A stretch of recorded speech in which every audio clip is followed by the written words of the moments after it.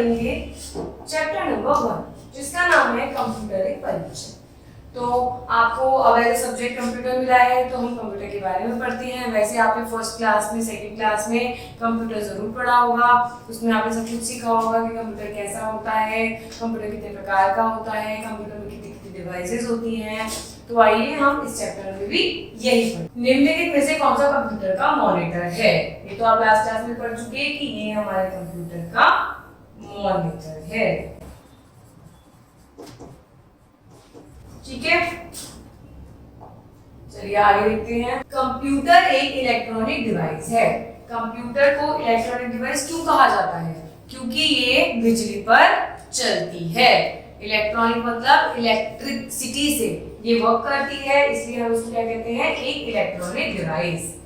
दूसरे शब्दों में यह ऐसी इलेक्ट्रॉनिक डाटा प्रोसेसिंग मशीन है जो हमारे कार्य को शीघ्रता एवं बिल्कुल सही तरीके से पूरा कर देती है।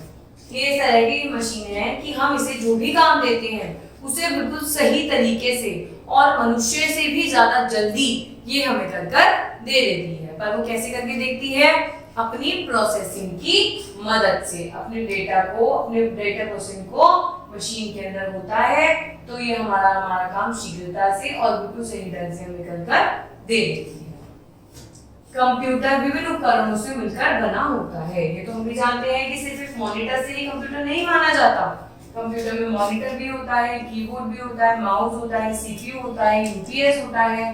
तो इन सब से मिलकर ही हम एक कंप्यूटर को बना सकते हैं। इसे कार्य करने के लिए विद्युत की आवश्यकता होती है। बिना बिजली के, बिना इलेक्ट्रिसिटी के ये कार्य नहीं कर सकता। बिना इलेक्ट्रिसिटी के ये बेकार है। जैसा पहले बताया गया है कि कंप्यूटर एक इलेक्ट्रॉनिक डाटा प्रोसेसिंग मशीन है।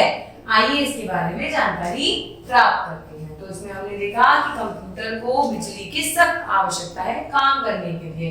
यदि हम इसे बिजली देंगे तो ये हमारे आदेशों का पालन बहुत आराम से करेगी, हमारे कामों को जल्दी करके देगी और हमारे काम को बिल्कुल सही ढंग से कर देगी। अब देखते हैं हम डाटा क्या होता है। सूचनाओं एवं तथ्यों के समूह को हम डाटा कहते हैं।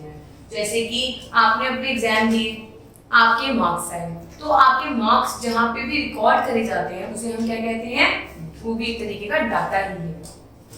वास्तव में आपके पास जो भी जानकारी होती है वह सूचनाओं का समूह होता है।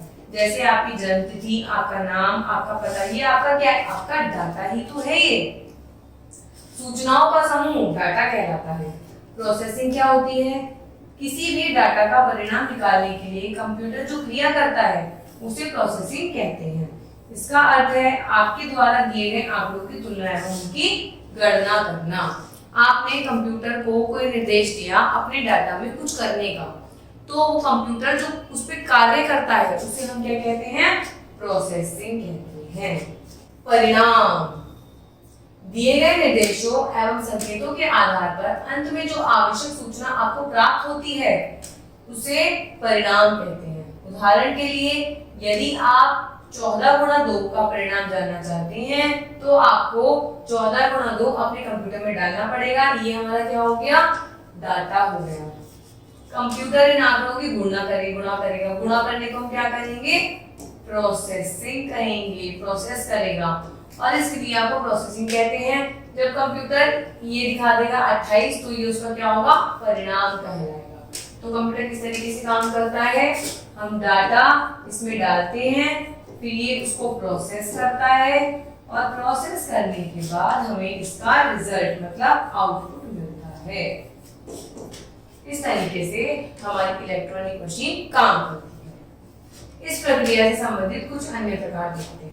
पहला है इनपुट। कंप्यूटर में डाटा डालने की प्रक्रिया को हम क्या कहते हैं? इनपुट कहते हैं। हम कंप्यूटर के अंदर जो भी डाटा कीबोर्ड के माध्यम से डालते हैं, माउस के माध्यम, जिस भी माध्यम से हम कंप्यूटर के अंदर डाटा को डालते हैं उसे हम क्या कहते हैं? इनपुट करना कहते हैं। स्टोरेज। जब आप कंप्यूटर में डाटा डालते हैं तो वह उसको अपनी मेमोरी में स्टोर कर लेता है। जैसे मैं आपको अपनी सारी पढ़ाई सब बता रही हूँ तो आप इसको कहाँ स्टोर कर रहे हैं? अपने दिमाग में स्टोर कर रहे हैं। ऐसे कंप्यूटर हमारे सारे तथ्यों को कहाँ स्टोर कर लेता है? मेमोरी में स्टोर कर लेता है। इसे अस्थायी अथवा स्थायी रूप स्टोर किया जा सकता है, इसे स्टोरेज कहते हैं। अब कंप्यूटर के अंदर भी मेमोरी दो प्रकार की होती है, एक होती है स्थायी, एक होती है अस्थायी। तो आप जहां भी चाहें अपनी मेमोरी को सेव कर सकती हैं। इसे हम क्या कहते कहेंगे, स्टोरेज कहेंगे। फिर पढ़ते हैं आउटपुट के बारे में। कंप्यूटर के मॉनिटर पर दिखने वाले परिणाम को हम क्या कहते हैं, आउटपुट कहते हैं, जो कि हमने ऊपर पढ़ा था रिजल्ट। इसको हम क्या कहते हैं बेटा, आउटपुट कहते हैं। अब देखिए इसमें आपकी मदद, जैसे आपकी किसी इसमें लेडी ने क्या करा, आइसक्रीम बनाने के लिए इनपुट करा, इसमें डाला, फिर इसके बाद फ्रिज ने, एक मशीन ने क्या करा, प्रोसेसिंग करके इसे क्या बनाया, आइसक्रीम बनाया, और फिर देखिए हमारे पास आउटपुट ये आ गया। तो इस तरीके से हमारा कंप्यूटर कार्य करता है। नेक्स्ट पढ़ते हैं, कंप्यूटर का कार्य इस प्रकार से समझा जा सकता है। हमने इनपुट करा 2 और 5, फिर हमने इसे प्रोसेसिंग करी, मतलब जोड़ करा, और कंप्यूटर ने हमें 7 इसका आउटपुट।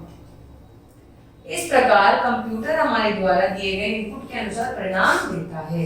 ऐसा नहीं है कि हमने इनपुट कुछ और दिया है और कंप्यूटर कुछ और परिणाम निकाल देगा, बिल्कुल भी नहीं। जो भी हम इनपुट, जो भी निर्देश हम अपने कंप्यूटर को देते हैं, वो उसी के हिसाब से हमें परिणाम दे देता है।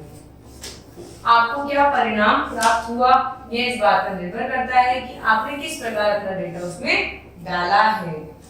यदि डाटा त्रुटिपूर्ण अथवा पुराना होगा तो उसका परिणाम भी त्रुटिपूर्ण ही प्राप्त होगा। अगर आपने डाटा ही गलत डाला है तो कंप्यूटर कैसे उसको सही करके दे सकता है, बिल्कुल भी नहीं दे सकता। तो कंप्यूटर आपके द्वारा दिए गए डाटा पे ही काम कर सकता है।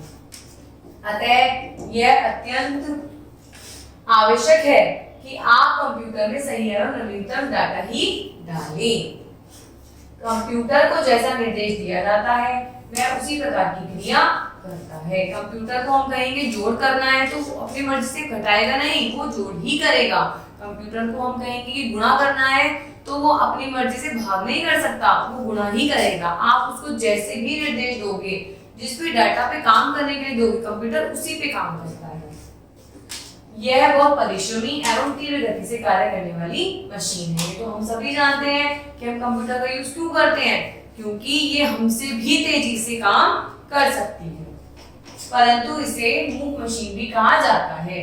इसे हम क्या कहते हैं, मूक मशीन भी कहते हैं, क्योंकि यह हमारे निर्देशों एवं संकेतों के बिना कुछ भी नहीं कर सकता। इसका अपना मस्तिष्क नहीं होता, इसमें सिर्फ एक प्रोसेसिंग होती है, लेकिन इसमें अपना मस्तिष्क नहीं होता। यह हमारे संकेतों के आधार पर ही कार्य करता है। जो भी हम इसे निर्देश देंगे ये तभी काम करता है। ऐसा नहीं है कि हमने इसे डाटा दे दिया और ये खुद ही उस पर काम करना शुरू कर देता है। अतः यदि हम इसको गलत अथवा खराब निर्देश देते हैं तो वह उसे समझ नहीं पाएगा और यह हमें त्रुटिपूर्ण परिणाम ही देगा। ये तो बिल्कुल सच बात है। अगर हमने गलत डाटा दिया है, गलत निर्देश दिए हैं, तो हम क्या एक्सपेक्ट कर सकते हैं कि हमें सही परिणाम देगा? बिल्कुल भी नहीं एक्सपेक्ट कर सकते। यदि कंप्यूटर के कई फायदे हैं जिसके कारण यद्यपि कंप्यूटर के कई फायदे हैं जिसके द्वारा ये इतना लोकप्रिय है। आइए पढ़ते हैं हम इनके फायदों के बारे में। सबसे पहला है ये कठोर परिश्रमी होता है। कंप्यूटर कभी नहीं थकता। क्या आपने कभी किसी मशीन को देखा है कि वो ये कह रही है कि नहीं भाई अब मैं थक चुकी हूँ, मैं काम नहीं कर सकती? नहीं, कंप्यूटर या कोई भी मशीन वो कभी भी नहीं थकती। जब तक आप चाहें इस पर कार्य कर सकते हैं। दूसरा, यह तीव्र गति से कार्य करता है। यह बड़े बड़े आंकड़ों एवं अन्य क्रियाओं को मनुष्य से भी तीव्र गति से कर देता है। बड़े बड़े जो गणनाएं होती हैं उसमें मनुष्य हो सकता है त्रुटि कर दे, टाइम लगा दे, पर मशीन इसी काम को जल्दी करके दे देती है। इसलिए ये आज के टाइम में लोकप्रिय हो रही है। यह हमारे कार्य को आसान कर देता है। भाई काम जब जल्दी हो जाएगा, शीघ्रता से हो जाएगा, तो काम तो आसान हो ही जाएगा। जब कंप्यूटर को सही निर्देश दिए जाते हैं तो यह उनके अनुसार क्रिया करता है। ये हमारे सभी कार्य तीव्र गति से करता है, जिससे हमें क्या मिलती है? सुविधा मिलती है। यह उगता नहीं है। हम तो कभी कोई काम करते करते बोर हो जाते हैं कि अब हम पढ़ते पढ़ते हम बोर हो गए, हमसे और नहीं पढ़ा जा रहा। हम खेलते खेलते बोर हो गए, हम खाते खाते बोर हो गए। लेकिन कंप्यूटर कभी ये नहीं कहता कि मैं आपका काम करते करते बोर हो चुका हूँ। यदि आपको एक ही पंक्ति 50 बार लिखने के लिए कहा जाए तो आप उठ जाएंगे, आप थक जाएंगे, आप कहेंगे नहीं मैं नहीं लिख सकता। लेकिन कंप्यूटर कभी नहीं थकता। कंप्यूटर को आप कहेंगे 50 बार लिख दो तो वो 50 बार तुरंत लिख के दे देगा आपको। यह सभी कार्य आसानी से बिना उबे करता रहता है। कंप्यूटर को आप जो कहोगे वो बिना उबे आपका काम निरंतर करके देता रहता है। फिर यह हमारी सूचनाओं को भविष्य में प्रयोग के लिए स्टोर करता है। अब आप सोचिए कि क्या पॉसिबल है कि आप सारी सूचनाओं को, सारी इंफॉर्मेशन को अपने माइंड में स्टोर करके हमेशा के लिए रख लें और जब आपसे पूछा जाए आप तुरंत बता दें? ऐसा तो बिल्कुल पॉसिबल नहीं होता, पर कंप्यूटर में ये पॉसिबल होता है। कंप्यूटर में आप अपना डाटा जो डालते हो वो आप जब मेमोरी में स्टोर हो जाता है तो आप उसको कभी भी देख सकते हो। यदि आपका कोई आवश्यक कार्य है तो आप उसको कंप्यूटर में स्टोर करके भविष्य में कभी भी उपयोग में ला सकते हो। इन सभी कारणों से कंप्यूटर का प्रयोग लगभग सभी क्षेत्रों में किया जाता है। ये तो हम सब जानते हैं कि कंप्यूटर शीघ्र गति से काम करता है, त्रुटि लेस काम करता है, कि उसमें गलतियां कभी भी नहीं होती। तो इसलिए कंप्यूटर बहुत क्षेत्रों में यूज हो रहा है। आजकल कंप्यूटर प्रत्येक स्थान पर मिल जाता है, जैसे घरों में, कार्यालय में, होटलों में, आपके विद्यालय में भी कंप्यूटर होगा, हम बैंक में भी कंप्यूटर देखते हैं। तो आइए जानते हैं कि कंप्यूटर कहाँ-कहाँ यूज होता है। कंप्यूटर के कुछ मुख्य उपयोग निम्नलिखित हैं। पहला है कार्यालयों में हिसाब किताब एवं अन्य महत्वपूर्ण डाटा रखने के लिए। आप कार्यालय में कितने सारे दस्तावेज होते हैं, कितनी सारी फाइलें होती हैं, क्या उनको मैन्युअली रखना हो सकता है? बिल्कुल नहीं। पर अगर आप हिसाब किताबों को कंप्यूटर में रखेंगे तो आपको जब चाहिए आप अपने कंप्यूटर से वो चीजें ले सकते हैं। दूसरा है रेलवे, हवाई जहाज आदि विषय में जानकारी प्राप्त करने के लिए, आरक्षण करवाने के लिए। अगर आपको अपनी बुकिंग करवानी है तो आप कंप्यूटर के माध्यम से बहुत आसानी से करा सकते हैं। चाहे आप एयरपोर्ट पे जाएं या आप रेलवे स्टेशन पे जाएं तो आपको वहाँ कंप्यूटर जरूर दें। एटीएम, बैंक में ग्राहकों के हिसाब किताब रखने के लिए। भाई आप बैंक में जाएंगे तो आपके पूरे अकाउंट का हिसाब किताब क्या एक फाइल बना के रखना आसान हो सकता है किसी के लिए, पर कंप्यूटर में ये बहुत आसानी से मेंटेन किया जा सकता है। होटलों में बुकिंग एवं व्यापार करने के लिए, जैसे रेलवे स्टेशन में बुकिंग होती है ऐसे ही हम होटलों में भी बुकिंग करने के लिए कंप्यूटर का उपयोग करते हैं। मौसम के पूर्वानुमान के लिए, अब हम आजकल आप पढ़ते हैं कि शाम को बारिश होने वाली है, कल ठंड बहुत ज्यादा रहेगी, आज गर्मी बहुत ज्यादा रहेगी। तो ये सब पूर्वानुमान आपको कहाँ से मिलता है? कंप्यूटर में इंटरनेट की मदद से मिलता है। पुस्तकालयों में पुस्तकों के आंकड़े रखने के लिए, आप पुस्तकों के आंकड़े आप समझ सकते हैं कि लाइब्रेरी में कितनी सारी बुक्स होती होंगी। उन सारी बुक्स का ध्यान रखना कि किस कबर्ड में कितनी बुक्स हैं, कौन सी बुक कहाँ रखी है। क्या ये आप हो सकता है कि आप मैनुअली लिख के रजिस्टर पे लिख पाए और लिख भी लेंगे तो आपको याद नहीं रहेगा, पर कंप्यूटर पे आप पुस्तकालयों में, लाइब्रेरी में कंप्यूटर यूज करेंगे तो आपको बहुत ही आसानी से आप अपना काम कर सकते हैं। स्कूल, घरों में प्रोजेक्ट कार्य अन्य स्टोर करने के लिए, भाई स्कूल में, विद्यालयों में देख सकते हैं आप कंप्यूटर सीखते हैं तो यूज होता है। और भी आपकी फी जमा होती है वहां भी कंप्यूटर यूज होता है। आपके स्कूल में पीपीटी बननी होगी, है ना, या फिर आपके स्कूल में कुछ भी प्रिंट निकालना होता है तो वहां भी हम कंप्यूटर का यूज करते हैं। ऐसे ही प्रोजेक्ट काम के लिए, फिल्मों में विशेष प्रभाव, संगीत, खेल, मनोरंजन के लिए, भाई फिल्मों में क्या ये पॉसिबल है कि बिना कंप्यूटर के आप कुछ भी एडिटिंग कर पाओ, कुछ भी स्टोर कर पाओ, कुछ भी दोबारा देख पाओ? तो सब कहाँ देख सकते हो? आप कंप्यूटर की मदद से देख सकते हो। इनके अतिरिक्त कुछ विशिष्ट कंप्यूटर भी होते हैं, इनका प्रयोग अंतरिक्ष में, वास्तुकला के क्षेत्र में एवं पुलिस द्वारा किया जाता है। अब हम कंप्यूटर के भागों के बारे में पढ़ते हैं। कंप्यूटर के भाग कितने होते हैं? कंप्यूटर के कई भाग होते हैं, जैसे कि आप जानते हैं कंप्यूटर इनपुट आउटपुट प्रक्रिया पर कार्य करता है। ये तो हम पहले भी पढ़ चुके कि हम कंप्यूटर को इनपुट देते हैं, हमारे इनपुट डाटा पे कंप्यूटर प्रोसेसिंग करता है और हमें आउटपुट के रूप में रिजल्ट देता है। इसके कुछ भागों को इनपुट डिवाइस और कुछ भागों को आउटपुट डिवाइस कहते हैं।